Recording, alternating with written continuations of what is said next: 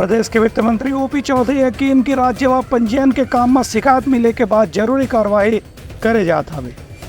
कांग्रेस के ऊपर भाजपा कार्यकर्ता मन ब्लैकमेल करे के आरोप लगे। प्रदेश के वित्त मंत्री हैं आज अलग अलग महत्वपूर्ण विषय पर बयान जारी करके इनमें अलग अलग कार्रवाई की भी मांग करी है। खासतौर से कांग्रेस के नेता मंडल ने भाजपा के पदाधिकारी मन कथित रूप से ब्लैकमेल करे के मामला में उनका कहना रही है कि कांग्रेस सब लोकसभा चुनाव में हारे की स्थिति में आ गई है। एक स्थिति दूसरा तरह से राजनीति ला प्रभावित करे के कोशिश करे जाते। वहीं उनका कहना रही है कि पंजीयन के विभाग में जौन भी शिकायत रजिस्ट्री ला लेकर के मिले है वो ठीक ठाक करे बर अधिकारी मन निर्देश जारी करे गए हैं। राज्य सरकार की प्राथमिकता है कि हर विभाग जनता के हित में बेहतर ढंग से काम करे। संगे संग लोगों मन की जो भी परेशानी है वो शिकायत ला भी दूर करे पर जल्द ही कदम उठाए जाही। उनका कहना रही है कि राज्य सरकार हर विभाग में जनता के हित ला देख के ही अलग अलग ढंग से कदम उठाए के काम करत है। उनका ये भी कहना रही है कि केंद्र सरकार जो भी प्रयास करत है ओखर अनुसार ही राज्य सरकार भी काम करत है। इमा मोदी के गारंटी ला लागू करना सरकार के प्राथमिकता में सबसे ऊपर है।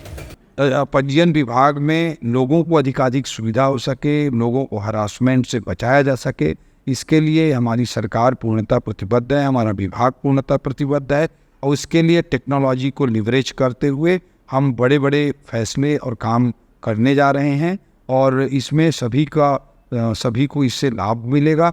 और विजिलेंस टीम इसी हिसाब से बिठाई गई है कि कई शिकायतें आती हैं कि ज़्यादा ज़मीन को कम रेट पर रजिस्ट्री कर दी गई या कुछ कर दिया गया, तो जो बड़े बड़े मामले रहेंगे उसकी सीमा तय कर दी जाएगी। उन बड़े मामलों को विजिलेंस टीम विशेष रूप से अपनी निगरानी में रखेगी, उसको ऑडिट करेगी, उसकी जांच करती रहेगी ताकि प्रदेश में गड़बड़ियां ना हो सकें, भ्रष्टाचार ना हो सके और सरकार के खजाने में सही और वास्तविक पैसा आ सके। इसके लिए विजिलेंस टीम काम करेगी।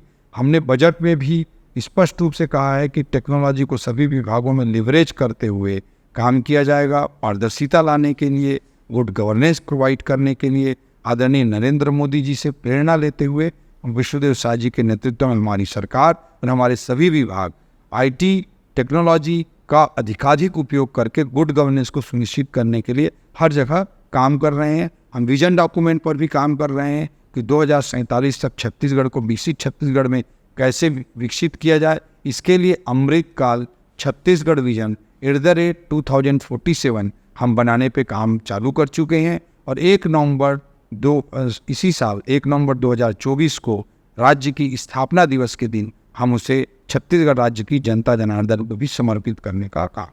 कांग्रेस एक डूबती नाव है और कांग्रेस देश के सबसे बड़े राजनीतिक पार्टी से डूबती नाव कैसे बनी, इस पर आत्ममंथन राहुल गांधी जी को करना चाहिए। एक परिवारवाद की ही त्रासदी है जिसके कारण कांग्रेस की इस दशा पर पहुंची है।